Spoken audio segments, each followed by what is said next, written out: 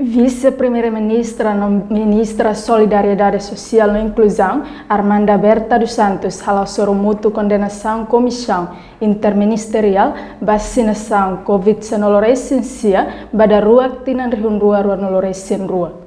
Sorumutu condenação Comissão Interministerial Vacinação contra Covid-19 Recensia Badaruak Tinan Rihurua Ronulu Recin Rua terça-feira semana ne halau ia edifício Ministério Solidariedade Social Kaikoli Dili. Objetivo desse encontro ne atualiza informação com o processo no desafio serviço vacinação onde atinge lalais tarjeta ter plano atendimento to 100% walonulu Recin Lima. Ministra Saúde Odete Maria Freitas Belo, a jornalista Cira Rafoin Sorumutu ne informa durante o processo eleição presidencial, a consegue organiza encontro. E a fulang abril tinang rihurua ronulu Recin Rua, vai hir halau atividade eleição presidencial, la consegue e a Sorumutu interministerial.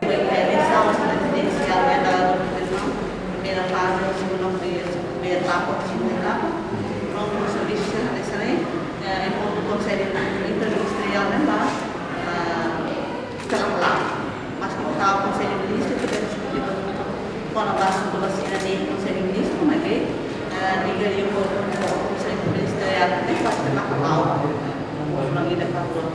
Então, pronto, a projeto kalau kali dari lo kali bodoh ni, boleh partilha pemahaman informasi secara formal, progres vacinasannya, mensaho vacinasan yang diberkati, ini stok segi kawai dari ada kayak separuh memang saya depois escolhemos a seleção ministro Caracatu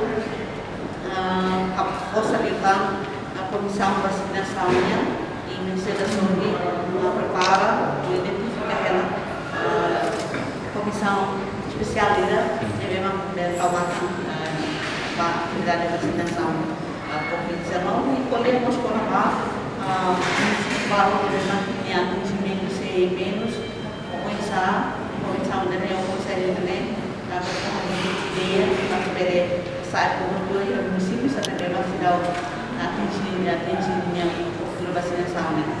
Nia hatutang, Organização Mundial Saúde, husu atu Timor-Leste atinge vacinação dose completo, to 1% walunulo ou 1% walunulo Recin Lima. Vacina primeira atinge 12% walunulo Recin Hat, no segundo dose atinge 1% hitunulo Recin Rua, no ne precisa 1% walutang, atu bele atinge 1% walunulo. Reportagem Celestina Falo, Valdino Lelang, Televisão Timor-Post.